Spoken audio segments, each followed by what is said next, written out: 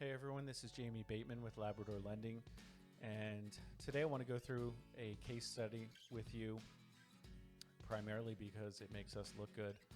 Not really, but also, well, somewhat, but also because there were a lot of moving parts and a lot of different strategies we deployed here. Made some mistakes as well, and so hopefully you can learn something from this. This is our Jacksonville case study. We have a lot more detail on our website, labradorlending.com. Two different blog posts on this. One was right after, you'll see, but one was more recent than the other. So we took a non-performing loan in this case and turned it into a performing rental property, all from a distance. So if I'm being honest, I'm pretty proud of this one. It's working out pretty well so far. So a little bit of timeline background for you. We bought this non-performing loan in April 2019, and the purchase price was $46,500. The unpaid principal balance was $93,000, almost $94,000, and the total payoff was approximately $132,000. I actually found out I could have bought this for $40,000, but that's a different story. Property value at the time was estimated to be approximately $125,000, and this was in Jacksonville, Florida. So the borrower had been on a trial payment plan, much reduced payment of $400 principal and interest for 3 years, and the original payment was about $1,100. So the note holder that we bought it from was clearly trying to work with her and avoid foreclosing, but she still wasn't paying. So she was a couple years behind. She had made a payment. She had made a payment in February 2019, but had fallen 2 to 2.5 years behind. And the last contact with the borrower had been in October 2018. So in July, the borrower claimed that she was planning to refinance the loan, which would have been ideal for all of us. So we were kind of waiting to see if that was going to happen. It didn't happen. So by August of 2019, there was no longer communication with the borrower. So we reached out to our Florida-based law firm. It was Bow & Quinn at the time. Now it's Quinn Legal. And we initiated foreclosure. Foreclosure in Florida can be time-consuming and expensive. It wasn't necessarily the route we wanted to go per se, but without communication with the borrower, sometimes your hands are a little bit tied, and hopefully this would bring her to the table. So out of the blue, the borrower's relative actually contacted our servicer, our loan servicer, and he indicated that he'd been paying rent to the borrower and was unaware that the mortgage payments were not being paid. Now, at this point, you don't know who you can trust, but allegedly he's been paying rent, living in the property, and the borrower's not paying her mortgage. So by September, we decided to actually initiate foreclosure and ended up filing for foreclosure, but we didn't actually end up going through with it because we ended up bringing the borrower to the table through the foreclosure, the threat of foreclosure. So ended up doing a deed in lieu in this case.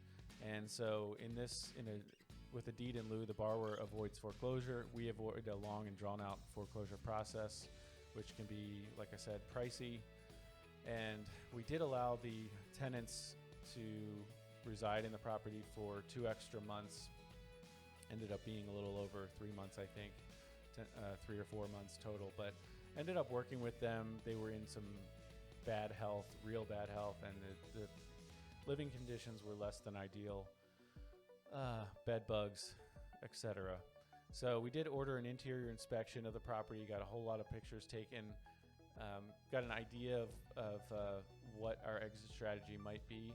And initially I was going to sell the property, but after doing some more research on Jacksonville and the rental market in Jacksonville, the different rental factors, if you will, I actually was convinced that holding this as a rental was the better way to go.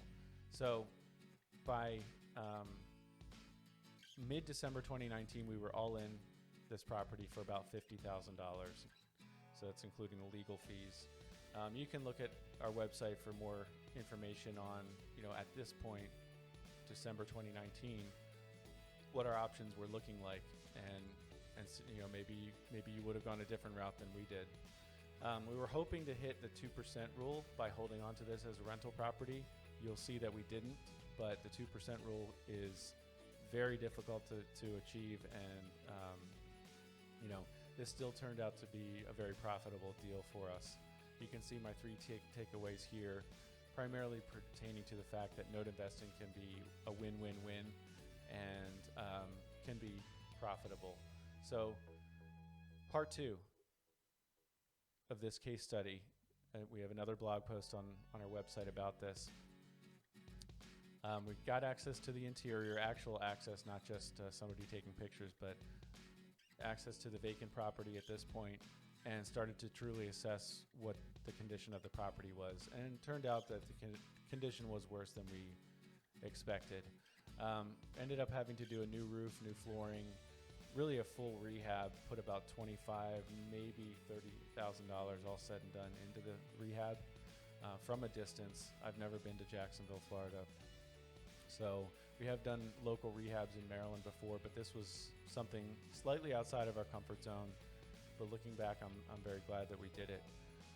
Again, you can check out the numbers in more detail on our website. Ended up renting out this property for $1,075 a month. We could probably get a little bit more right now, as the market is crazy. But we just renewed the lease for the same amount for the second year, and we've been getting about $1,000 a month deposited into our account, minus any potential, maintenance costs that pop up. But so far, this has been a really good deal. We ended up getting to almost 1.5% income to expense ratio.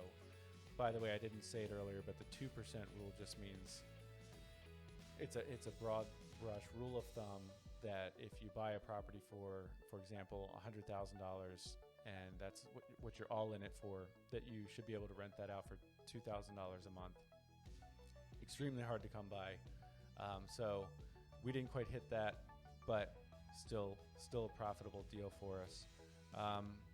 So again, we were able to rent this property out in April 2020, and now it's May 2021, and we've just renewed the lease for a second year.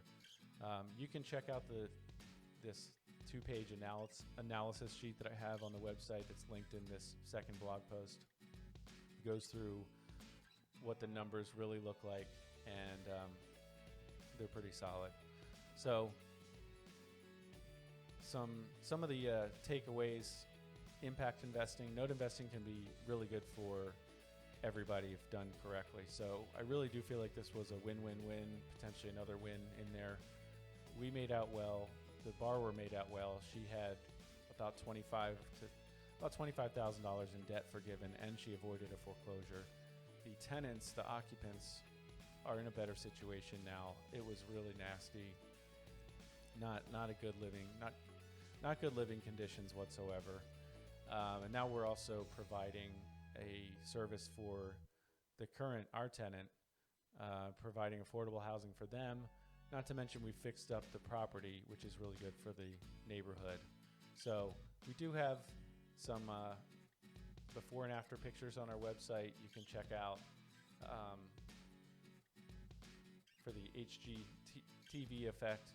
And I know everybody likes to see before and after pictures,